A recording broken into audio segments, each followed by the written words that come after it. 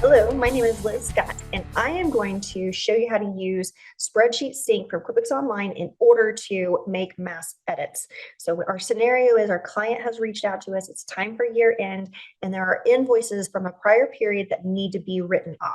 We want to create credit memos in order to be able to control the dollar amount, the date, and ultimately be able to say those credit memos we want to apply to those open invoices. So I'm going to share my screen, and you can see our open invoice report inside of QuickBooks has got 3 invoices for a prior year that need to be written off. So I can come over into my Spreadsheet Sync, and I'm going to choose to add and edit data. The template I'm going to use is our invoice, and then I'm going to pull in our demo company, and then I'm going to choose to use the company data. So that's going to pull in all of those existing 3 invoices so we can start to work with those.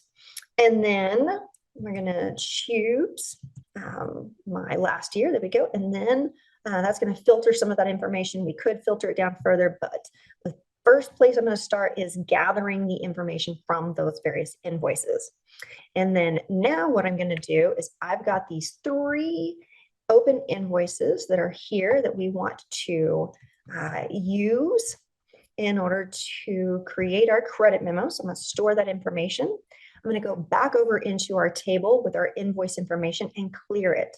And this is going to be where I'm going to create my next piece, which is the credit memo table, so we can start to use that table for creating our credit memos.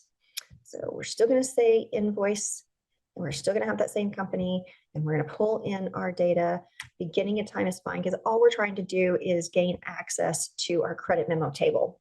And from here, what we're going to do is pull over, because we've got a credit memo table up, our open invoices, because this is the information that we want to start with in order to update QuickBooks.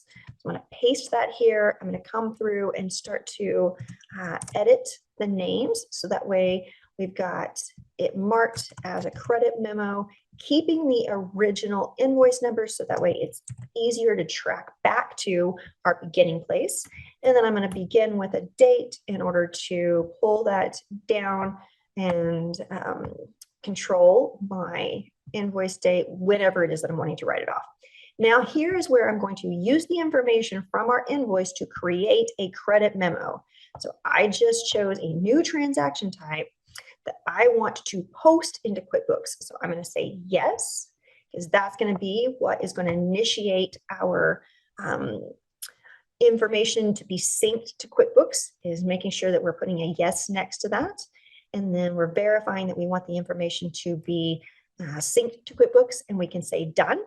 Yay, let's go over to QuickBooks and let's refresh our report so we can see the activity of our various different credit memos, and we can see that we ended up in dollar amounts of 0.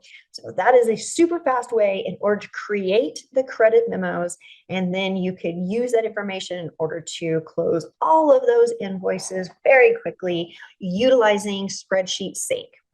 See you all soon.